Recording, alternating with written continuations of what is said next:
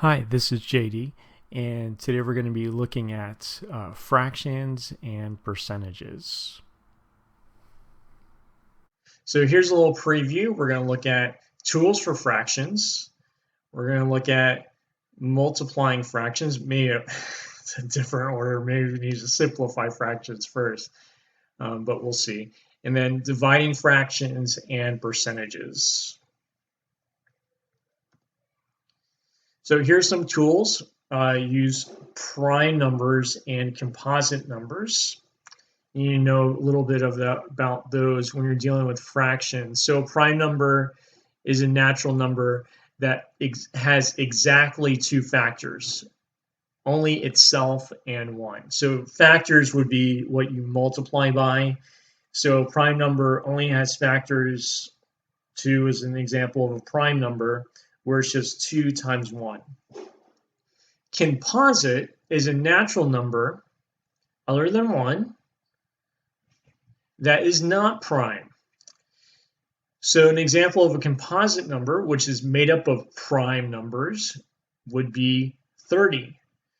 So you have factors like 6 times 5, 3 times 10, 2 times 15, 1 times 30. All those are factors. And since it's just more than just the number itself and 1, it's considered composite. 1 is a prime number. So you can break apart composite numbers, but you cannot break apart prime numbers. Or you only can break them apart as 2 and 1. So another helpful tool for fractions is divisibility tricks. And here are a few. So if something is divisible by 2, the ones digit is even. If something is divisible by 3, divisibility just means that you can divide it by 3 and there's no leftover, no remainder. If you add up the digits and that sum is divisible by 3, that tells you that the number is also divisible by 3. And the divisibility trick for 3 kind of works the same as 9. So if it's divisible by 9, you can tell just by adding up the digits, and if that is divisible by 9, the sum of those digits, then the number is also divisible by 9. If the ones digit is 0 or 5, well, divisibility by 4 is the last 2 digits form a number that's divisible by 4, then that number is also going to be divisible by 4. It kind of works the same way, but when you get into 3 digits being divisible by 8, it's kind of like, yeah. You can just divide it by 2. Yeah, you'll see what I mean in a moment when we start diving into some of these fractions. So divisibility trick by 6, it's a combination of both 2 and 3. So if it's even and the sum of its digits is divisible by 3, that means it's divisible by 6. We already went over 9. And then if the ones digit is 0, it's divisible by 10. And again, these are very helpful. These divisibility tricks are very helpful with fractions. So if I was going to list out the factors of 52, be 1 times 52, 2 times 26. You look at 3. 3 doesn't go into 52 because I have the digits, they add to 7. 7 is not divisible by 3. 4, so 4 goes into 52 13 times, so 4 times 13. And all of these, you would continue on. 6, no. Yeah, this is pretty much it. So what's a prime factorization? Prime factorization is breaking up that number into its prime numbers. So you're just breaking it apart into prime numbers. This is going to be very helpful throughout the course when you're taking numbers apart and you have to simplify them. So if I look at 72, I can do what's called a factor tree. I know 2 goes into it. Let's see if I use 8. 8 goes into 72. So I could break up 72 as 8 and 9. Then I could break up the 8 as 2 and 4. And then 4 can be broken up as 2 and 2, but I guess I looked at 9. 9 is 3 and 3. 4 is 2 and 2. Now what you do with the factor tree is you take the ends of the branches. So 2, 2, 2, 3, 3, and that would be its prime factorization. So 72, its prime factorization would be 2 times 2 times 2 times 3 times another 3. So let's do the divisibility tricks with a very large number, or somewhat large, 2,370. So is it even? Yes, because 2 can go into it nicely. And also on top of that, if I look at the ones digit, it is even. So yes, it would divide by 2. Does the sum of the digits of 2,370, is that divisible by 3? Well, I would add the digits 2 plus 3 plus 7 plus 0 is 12. 12 is divisible by 3, so that means that number is also divisible by 3. So yes. Is the last 2 digits divisible by 4? If I look at 70, the answer is no. 4 doesn't go into 70 evenly. 4 goes into 7 once with 3 left over, so that would be 30. Does 4 go into 30 evenly? No, so it's not divisible by 4. Is the ones digit, and this is for divisibility by 5, is the one digit 0 or 5? The answer is yes. Does the divisibility trick for 2 and 3 work? The answer is yes. So that means it's also divisible by 6. Does the sum of the digits of 2,370 divisible by 9? The answer is no. We added the digits before. They add up to 12. 12 is not divisible by 9. So that means the number itself is not divisible by 9.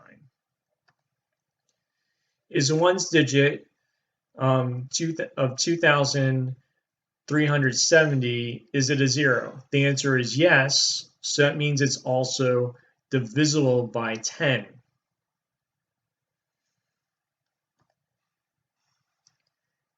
Now, what's also important is GCF.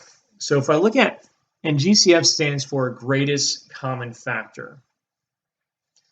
So if I look at 15 and 25, I can do a prime factorization of each. 15 I can break up as 5 times 3, and 22 times 2 times 5. I can also list out the factors and see what they have in common, but by breaking it apart like this, that's going to be the quicker way. And I can see that they have a 5 in common. So the GCF for these two would be 5. Now let's look at the next two. Letter B, what's the GCF of 24 and 40? Now I don't necessarily have to do a prime factorization. I know that 8 is the greatest number that goes into both 24 and 40, and so that would be my GCF.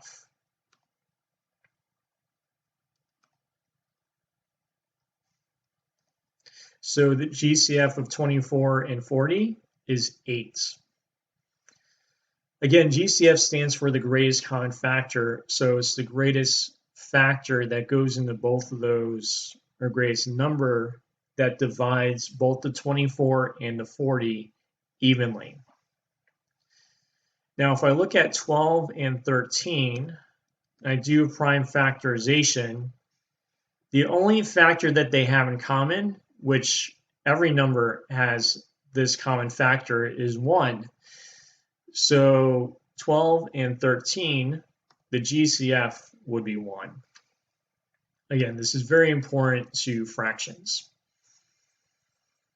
Now, if you look at a shaded region, how can you take this and describe this, the part over the total with the shaded portion, what fraction is it?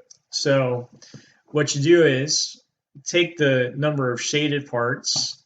There's 1, 2, 3, 4, 5, 6, 7. So it's 7. The total parts, I can just calculate it by doing area, length times width. So that would be 3 times 6, which is 18. And I can describe that fraction as 7/18.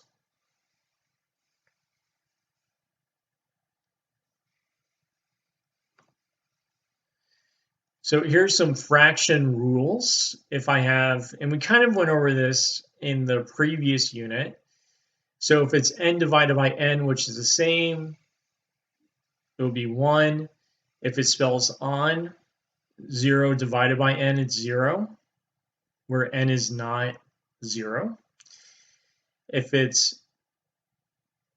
spells on, so it would be 0. If it spells no, it's no way, Jose, undefined. And if I take any number and divide it by 1, it's just going to be that number.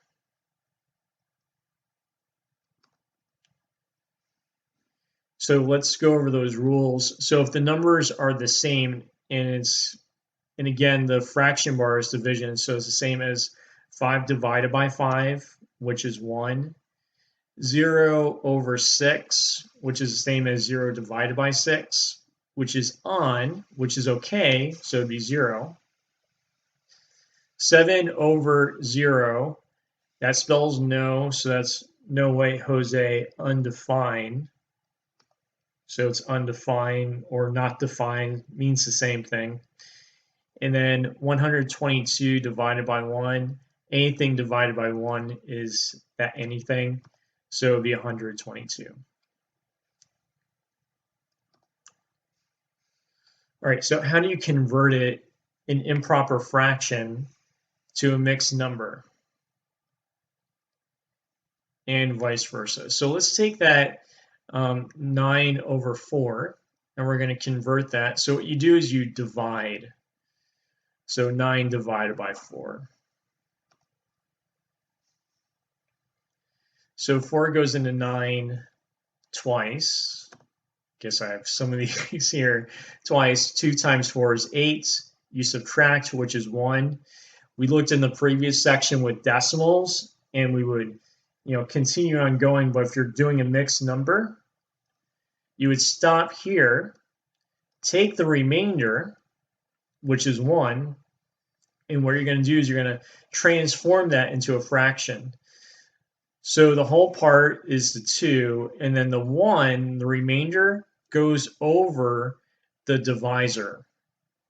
So it becomes 1/4. Now, to go the opposite way, what you would do if it's 2 and 1/4, you would take 2 times 4 and add the remainder. So 2 times 4 is plus 1. So 2 times 4 is 8, plus 1 is 9. And then you would put it over whatever is this fraction portion right here. So whatever it's out of. So that'd be out of 4. So you have 9/4.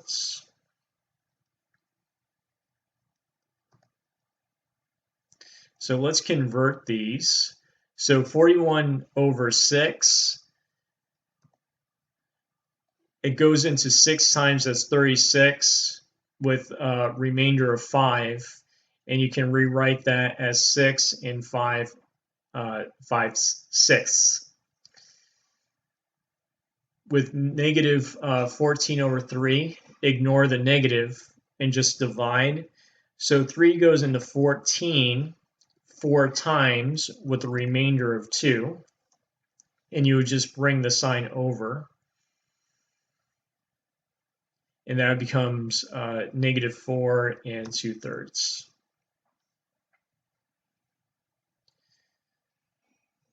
So you do the operation and then ignore the sign till the end. So 72 over 8, negative 72 over 8. That goes into it evenly, so it's just 9. And again, since it's a negative divided by a positive, however you want to view this. So it'd be negative. And so that would be your answer.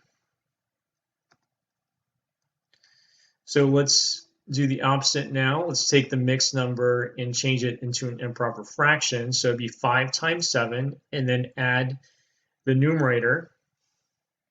So 5 times 7 plus 2. Put that over 7.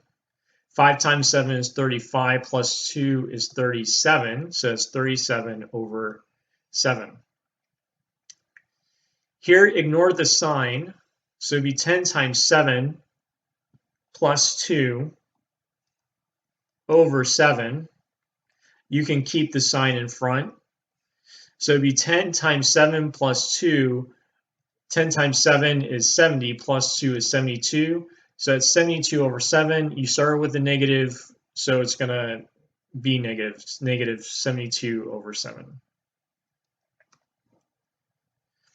Now let's simplify these, and you can use divisibility tricks. So 12 and 16 are both even.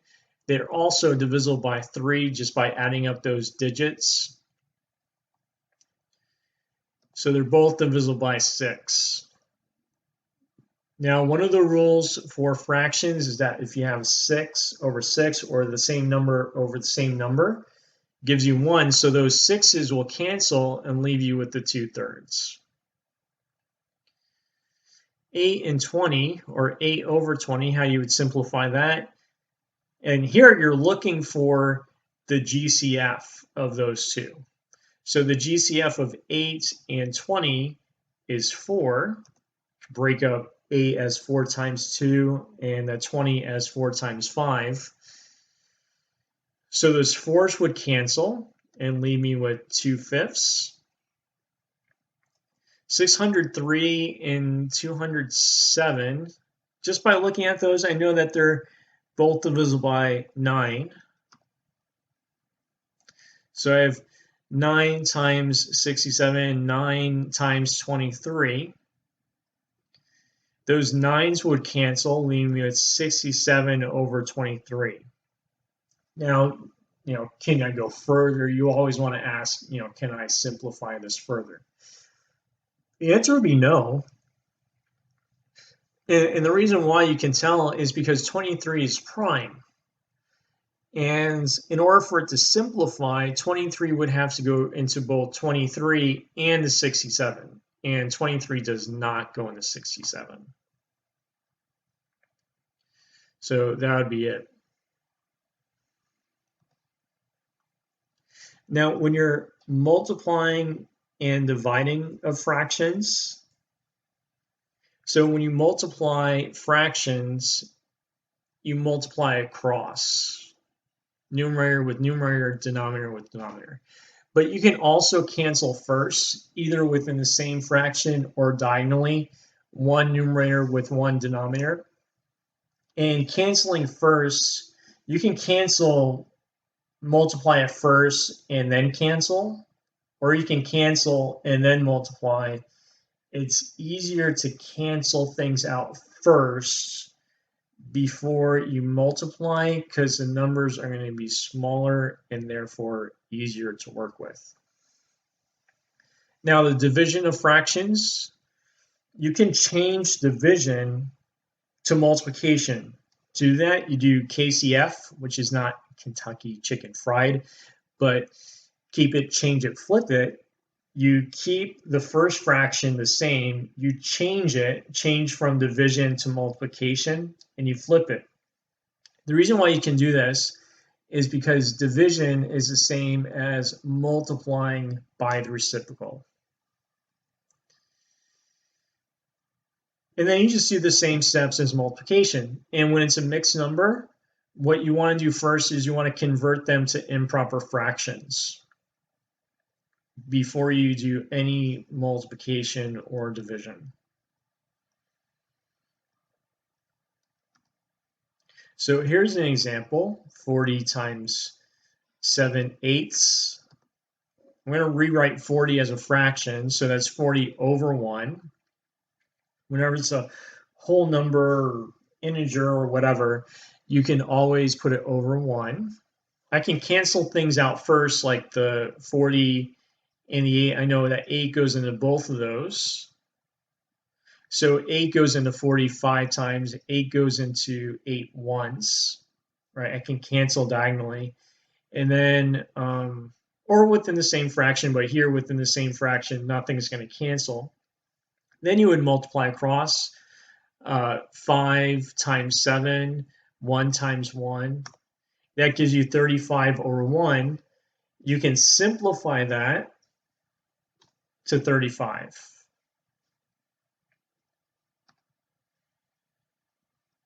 Bam.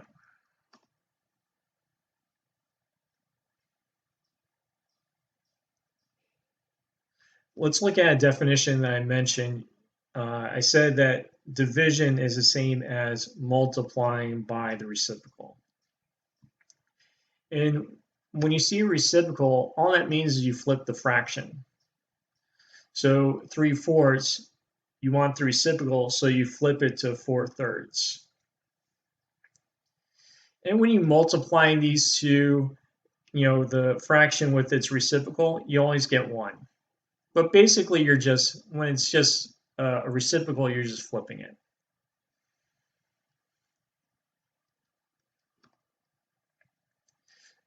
So here, I can change division to multiplying by the reciprocal, or keep it, change it, flip it.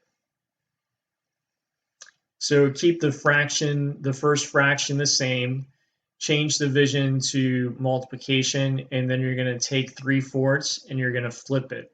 You're going to use the reciprocal, which is 4/3. Looking either within the same fraction or diagonally, I can't cancel anything, so I just multiply across. 2 times 4 is 8. 5 times 3 is 15. So I get 8/15. You always want to ask, can I simplify it? But if you can't simplify it before you multiply it, it's not going to simplify, or anything's not going to cancel out. So you don't have to be overly concerned about it.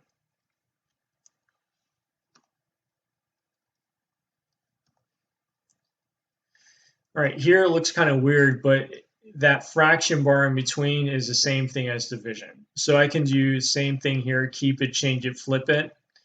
Keep the 7/15 the same, change the fraction bar, which is division, to multiplication, and then take 14 over 25 and flip it, make it the reciprocal.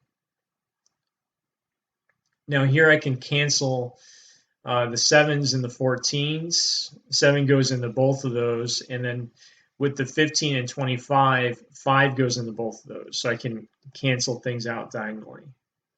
7 goes into 7 once, 7 goes into 14 twice, and then with the 15 and 25, 5 goes into both those. 5 goes into 15 3 times, and then 5 goes into 25 5 times, and I just multiply across. 5 times 5 is 5, and then 3 times 2 is 6.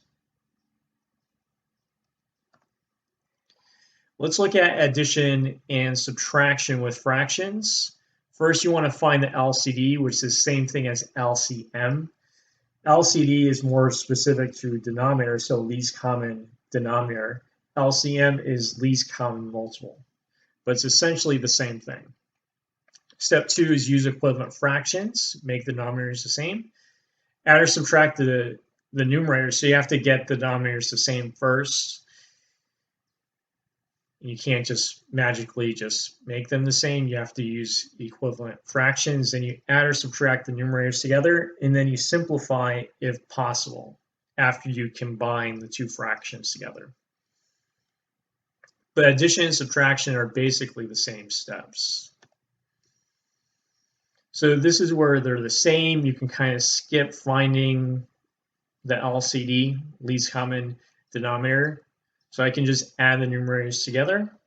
2 plus 5 is 7, so it'd be 7, 6.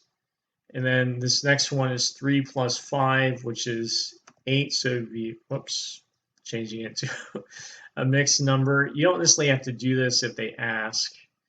6 goes into 7 once, so it'd be 1 and 1, 6.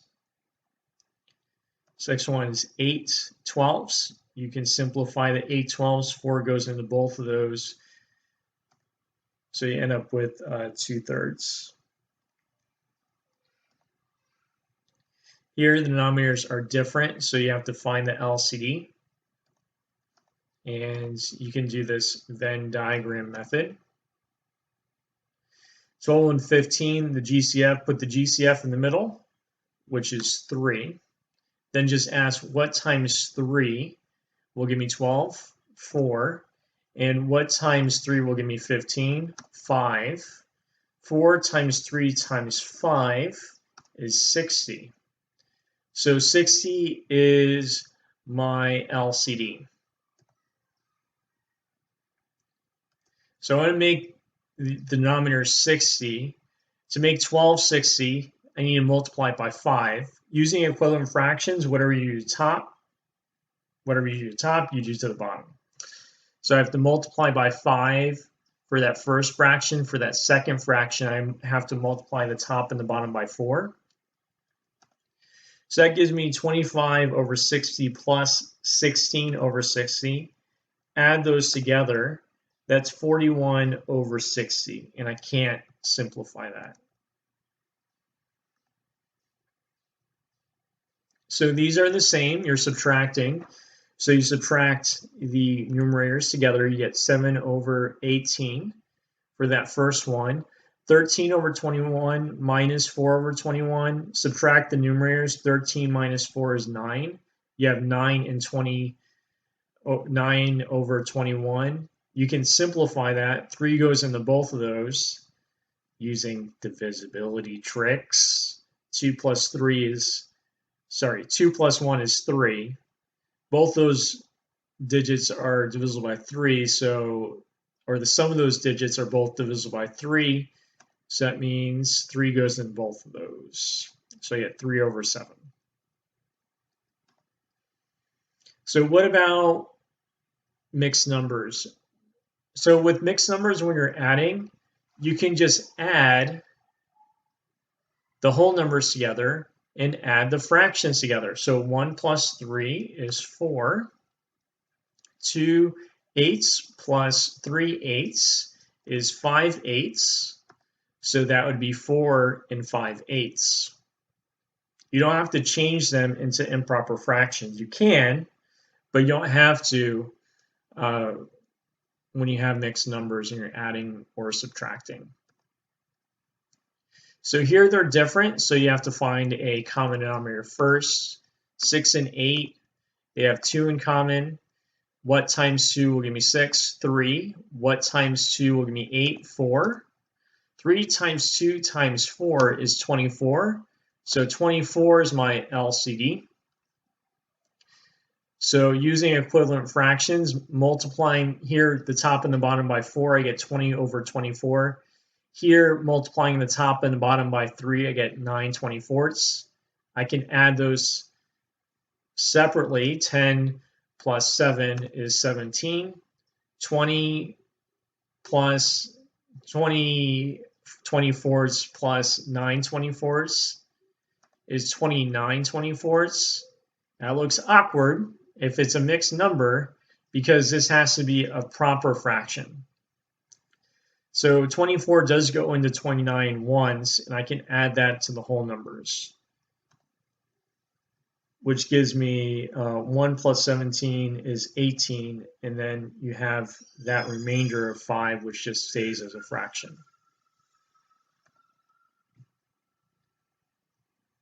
Here I'm subtracting 12 minus 9 3/8.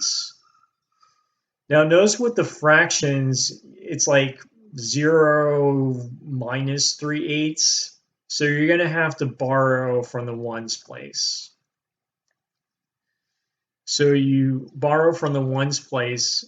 This becomes 8 over 8. Subtracting, so 11 minus 9 is 2. 8 over 8 minus 3/8 gives you 5/8. So it's 2 and 5/8. So what about something like this, and you have to simplify it? So you follow the order of operations. Order of operation would tell you to do division first and then multiplication, because it's multiplication or division from left to right. Keep it, change it, flip it, so you have 2/3 times 2 over 1, which is 4/3. I then have 4/3 times 5 over 8. I can simplify the 4 and the 8.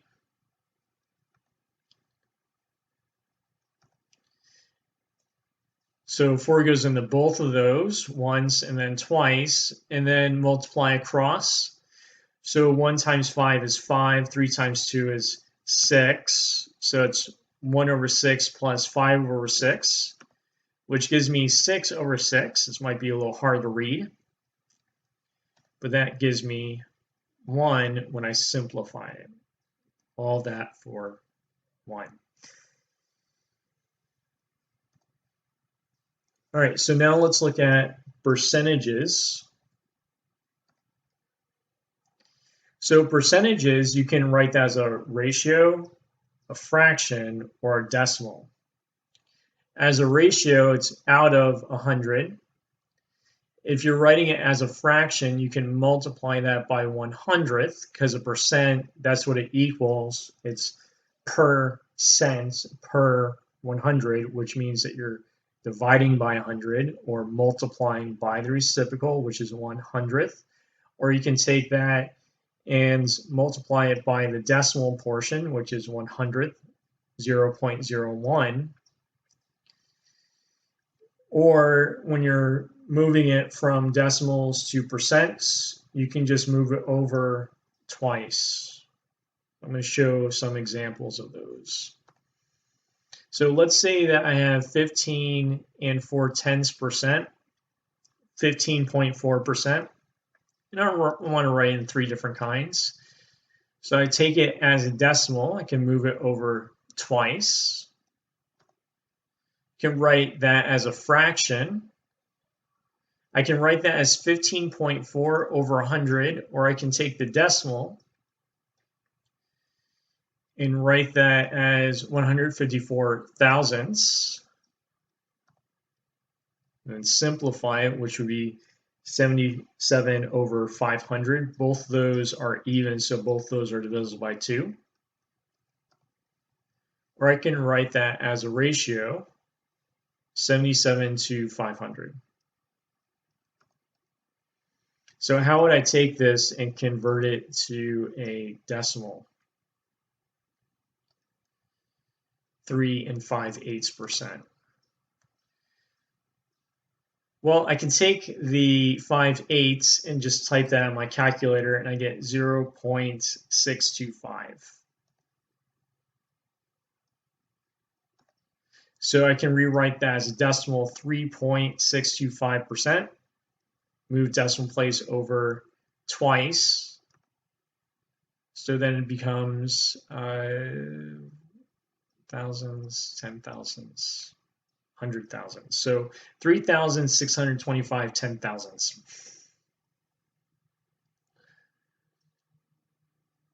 You just move it over twice. This is the same as taking cents, like 3 cents, and you're converting that to dollars, which would be 0.03.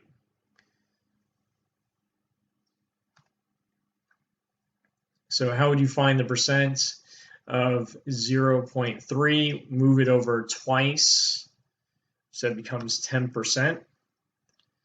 Find the percent notation for 3, move it over twice. You know that 100% is the same as 1.